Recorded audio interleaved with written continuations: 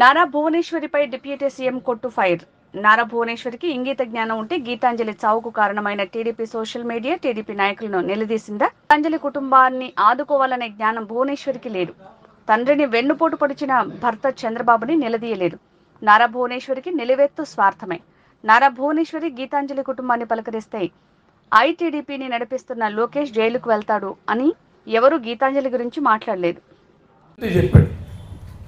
నారా భువనేశ్వర్ గారు ఇవాళ ఏదో చెరుకుల వాత ఆవిడ భర్త నారా చంద్రబాబు నాయుడు జైల్లోకి వెళితే అయ్యో బాబోయ్ చంద్రబాబు నాయుడు లాంటి మనిషి జైల్లోకి వెళ్ళిపోయాడా అని గుండె ఆగిపోయినాయంట.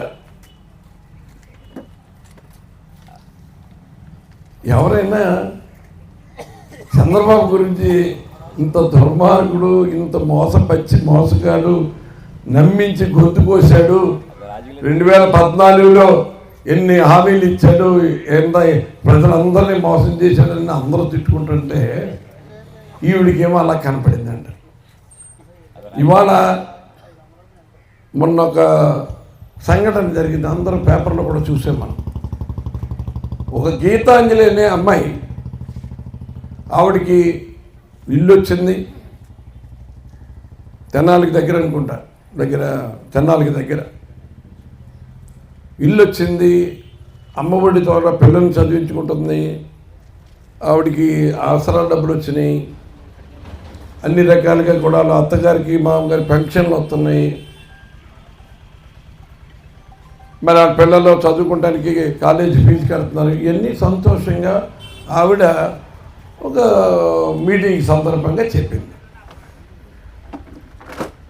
చెప్పితే ఈ తెలుగుదేశం దుర్మార్గులు ఐటీడీపీ అని సోషల్ మీడియాలో ఆ మహిళ మీద అసభ్యకరమైన వ్యాఖ్యలు చేస్తూ అటువంటి వ్యాఖ్యలు చూసిన తర్వాత ఆవిడ చెల్లించిపోయి ఇంత దుర్మార్గం ఉంటారా, ఇంత దుర్మార్గంగా నా గురించి రాస్తారా అని ఆవిడ ఆత్మహత్య చేసుకుని చనిపోయింది. మరి నారా భువనేశ్వరి ఏమాత్రం ఇంగిత జ్ఞానం ఉంటే, అయ్యో మా టీడీపీ పార్టీ చేసిన అల్లరికి, వాళ్ళు చేసిన యాగికి, వాళ్ళు చేసిన అసభ్యకరమైన పోస్టింగ్లకి ఆ అమ్మాయి చనిపోయింది, ఆ అమ్మాయి నేను వెళ్ళి ఆదుకోవాలి అని ఇంగిత జ్ఞానం ఉందా నారా భువనేశ్వరికి? స్వయంగా తండ్రిని వెన్నుపోటు పొడిచిన భర్తని కనీసం నిలదీయలేని, మరి అది ఎవరన్నా ఉన్నారంటే అంటే మన ఎన్టీ రామారావు గారు మరి పేద ప్రజల కోసం ఎంత తపన పడ్డాడో అందరికీ తెలుసు. ఆయన కష్టం మీద తెలుగుదేశం పార్టీ పెట్టి తెలుగుదేశం పార్టీని ప్రజల్లో తీసుకొచ్చి గెలిపించాడు. అటువంటి తండ్రిని వెన్నుపోటు పడితే భర్తని కనీసం నిలదీయలేని వ్యక్తిత్వం లేని మరి ఎవరైనా ఉన్నారంటే నారా భువనేశ్వర్ గారి నుంచే చెప్పాలి. ఆవిడికి ఎంత నిలువెంత స్వార్థం తప్ప తన తండ్రి చనిపోవటానికి కారణమైన భర్తని కనీసం నిలదీయలేని పరిస్థితి, అంత అన్యాయమైన ఆలోచన ఉన్న వ్యక్తిగా నారా భువనేశ్వర్ గారి గురించి చెప్పాలి.